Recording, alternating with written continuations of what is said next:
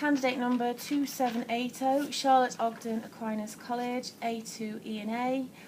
Okay, Charlotte, so what we'd like to do is talk about the clip you've just watched, talk about it in terms of strengths and weaknesses, bring in the priority weakness, and then formulate an action plan to address that. Okay, good luck. This clip I've watched shows athletics in its modern form. This modern form of athletics has originated from an early form of athletics, which is rational recreation. This included row affairs and wakes, which originated from paganism. These row affairs and wakes included excessive drinking and activities such as bear baiting, bare knuckle fighting and shin kicking. These activities were took from public school boys and took to their schools and developed throughout the three stages of athleticism. In stage one, activities included uncontrolled and informal running, exploring, and activities such as paper chase. Whereas in schools these days, athletics is formal events such as 100-metre sprints and jumping and throwing. In stage three, the schools, there was events such as steeplechase and cross-country running, which is still used today in athletics. These activities influence the rational recreation of athletics. During the rational recreation, the urbanisation of England caused row affairs to end. Lower class took this opportunity and used running as a source of income. This is because they couldn't afford to take time off work. These were known as working class professionals. On the other hand, there's the wealthy upper class men who could afford to take time off work were known as gentlemen amateurs. In 1880, the Amateur Athletics Association was set up, and this was NGB for athletics. They allowed everybody to be able to compete in athletics, and this is what turned professionalism today, from where people make running as a career. When I was looking at my video, there's many strengths and weaknesses that I identified. One of the strengths was a skill, and this was the hop phase that the performer does.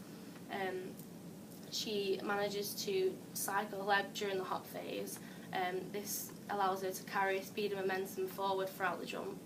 This is a general motion, as the body of the performer going forward is linear motion, and the cycle of the leg is a angular motion. The cycle of the leg also stops the athlete from going too high in the jump.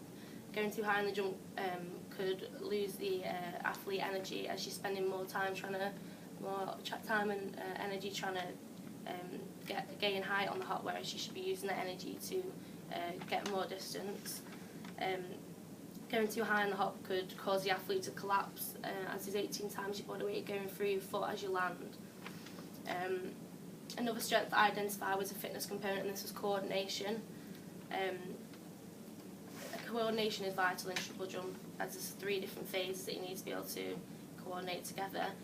Especially on her hop cycle, as she changes her leading leg, she also changes her leading arm as well, to allow her to get balance and stability, which is vital in triple jump, as it is seen as a gross skill, as it involves large muscular involvement and has high levels of complexity. The last strength I identified was a tactic, and this was the run-up. At the start of the run-up, she has low steps in her first few steps, and she drives the knees forward and keeps the knees low to the ground, which allows her to gain quick acceleration. She also brings her body upright before the takeoff board, which prevents her from over-rotating on the jump. If she didn't bring herself upwards, then she would be bent slightly forward on the takeoff, which would make it harder for her to land the step phase and also the jump phase.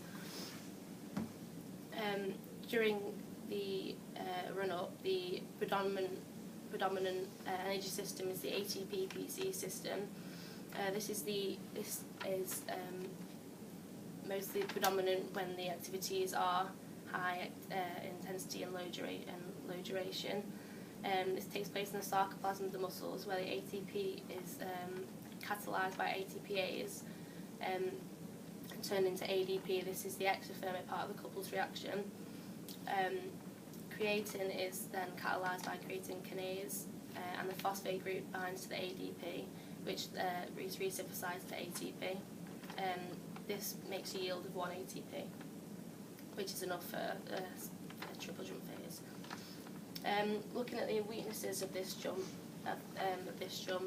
one weakness I did identify was a skill, and this was the step phase of triple jump. She brings her leading foot forward, and her leading leg is out straight in front of her. Is actually meant to drive her knee forward at a 90-degree angle, and her thigh is meant to be parallel to the ground. This helps to stop over-rotation during the jump. Also, her leading arm crosses across her body during the step phase, which causes the body to twist, meaning that she is losing some speed and momentum throughout the jump. Also, when her arm goes across the body, this means that not all of her body is going in the forward momentum. It means she just loses more momentum. As this performer is a cognitive phase learner, it is more likely that a dominant response is likely to occur, and as she is a novice performer, it is likely that an incorrect dominant response is likely to occur, which in this case could be the step phase. Another weakness that I identified was a fitness component, and this was explosive power. As throughout each phase on the landing, she spends too long on the floor. Although she does have a flat foot, when she spends too long on the floor, meaning she's losing a lot of speed and momentum throughout the jump, and she's not being able to carry it forward. As she lands, she does have flat foot, and this is due to the dorsiflexion of the ankle. The ankle connects the tibia, fibia, and talus together. The flat foot dorsiflexion is caused by the concentric contraction of the gastrocnemius and soleus muscle, which is the agonist, and the lengthening of the antagonist muscle, which is the tibialis anterior. As well as explosive strength, you need to have active foot to be able to carry the speed through the jump. Active foot is where, just as the performer is about to land, they bring the foot backwards and forwards, backwards and downwards quickly to be able to carry the speed throughout the jump, to lose as little energy as possible, trying to regain momentum from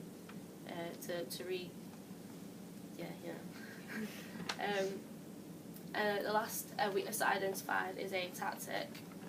As this performer is performing at English National Championships, and two of the jumps that previously were no jumps, this jump that she's performing now would have had to be a legal jump to be able to get through the final. So this would have put a lot of pressure on the performer.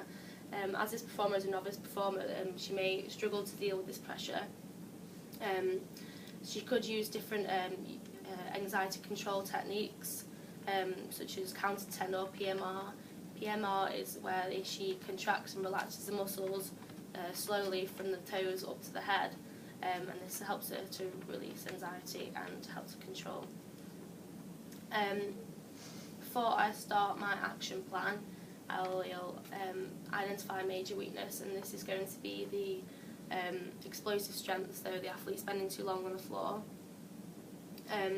Before I devise this action plan, I'll need to do a test, so I can see the improvement at the end of the action plan. This will be performing 3 triple jumps. This will be so I can see the consistency throughout the jump, so I can test the muscular endurance as well as how far she goes in the jump. This action plan is going to take place over a period of 6 weeks. I'm going to have 2 sessions a week, and they'll each be 1.5 hours long. After 3 weeks of the action plan, I'll increase the sessions to 3 sessions a week. I will first of all start each session with a warm-up. This will include a pulse raiser, dynamic exercises and stretches. This prepares the body and the musculoskeletal system and the cardio respiratory system for more intense exercise. It also increases the muscle temperature and O2 dissociation in the muscles. For the first half an hour of each session, I'll start off with prioritising these to the major weakness, which is spending too long on the floor. To do this, I will have plyometric drills. These will include things such as hurdle hops, which is where a performer jumps over a series of hurdles, trying to spend as little time on the floor as possible and coming up as quick as possible, landing flat-footed.